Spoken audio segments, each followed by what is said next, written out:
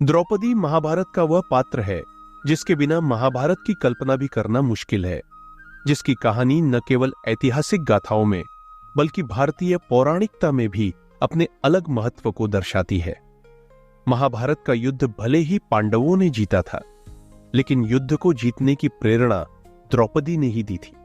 द्रौपदी वह ज्वाला थी जिसने अपनी मर्यादा और सम्मान की प्राप्ति के लिए कौरवों के खून से कुरुक्षेत्र के मैदान की प्यास बुझाई थी।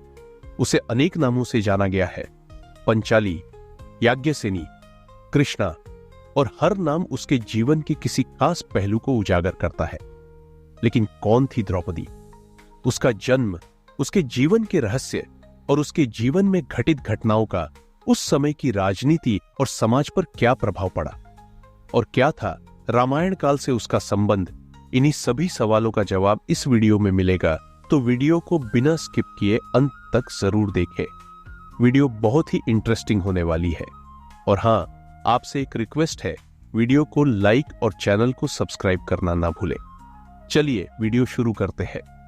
यह कहानी महाभारत की प्रमुख पात्र द्रौपदी के पूर्व जन्म से जुड़ी एक अद्भुत और रहस्यमयी कथा है, जो हमें महाभारत और रामायण के बीच एक गहरे और अदृश्य संबंध की ओर इशारा करती है।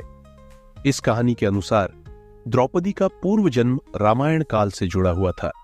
रामायण के समय में सीता के जन्म से पहले अयोध्या में एक दिन देवताओं के बीच एक चर्चा हो रही थी कि जब भगवान विष्णु धरती पर श्रीराम के रूप में अवतार लेंगे तो उन्हें अपनी शक्ति और समर्थन के लिए देवी शक्तियों की आवश्यकता होगी।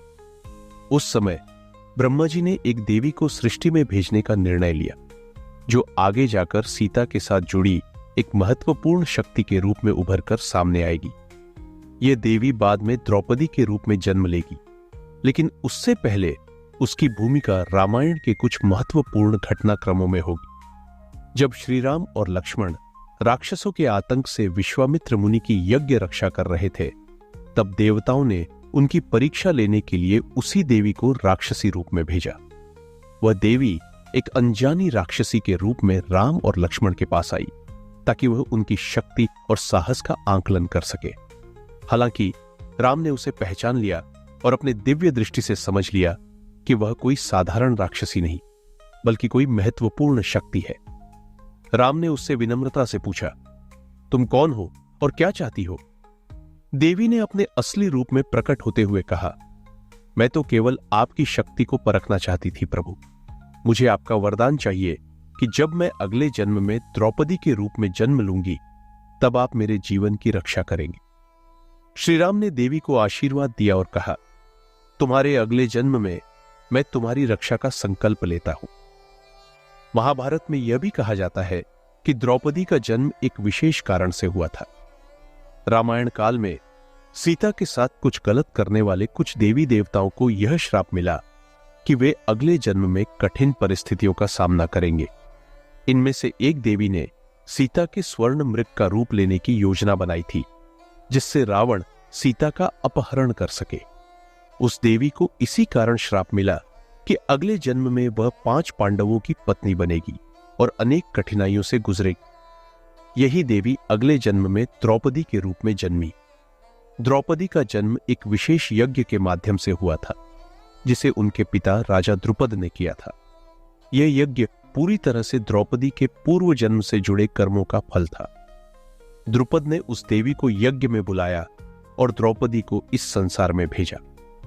इस यज्ञ के माध्यम से द्रौपदी के जन्म का उद्देश्य पांडवों का समर्थन करना और महाभारत के युद्ध में धर्म की स्थापना करना था।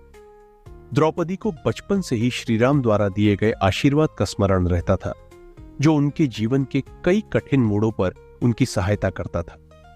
महाभारत के प्रसंग में जब द्रौपदी का चीरहरण हो रहा था, उस समय भगवान कृष्ण ने आकर उनकी रक्षा की। कहा जाता है कि भगवान कृष्ण स्वयं भगवान विष्णु के अवतार थे, जिन्होंने अपने वचन के अनुसार द्रौपदी की रक्षा की। यह श्रीराम द्वारा द्रौपदी के पूर्व जन्म में दिए गए वचन का ही परिणाम था। महाभारत में द्रौपदी और भगवान श्री कृष्ण का संबंध अत्यंत गहरा और विशेष था। कृष्ण द्रौपदी के सबसे बड़े संरक्षक थे, जिन्होंने हमेशा उनके सम्मान की रक्षा की।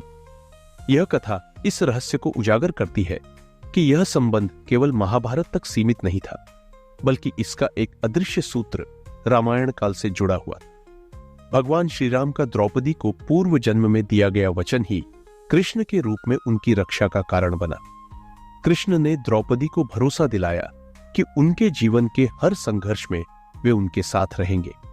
इस प्रकार द्रौपदी का पूर्व जन्म रामायण काल से जुड़ा था, जहां वह एक अदृश्य शक्ति के रूप में श्री राम के साथ खड़ी थी। महाभारत के युद्ध में भी उन्होंने धर्म और न्याय के लिए इसी शक्ति को पुनः प्राप्त किया।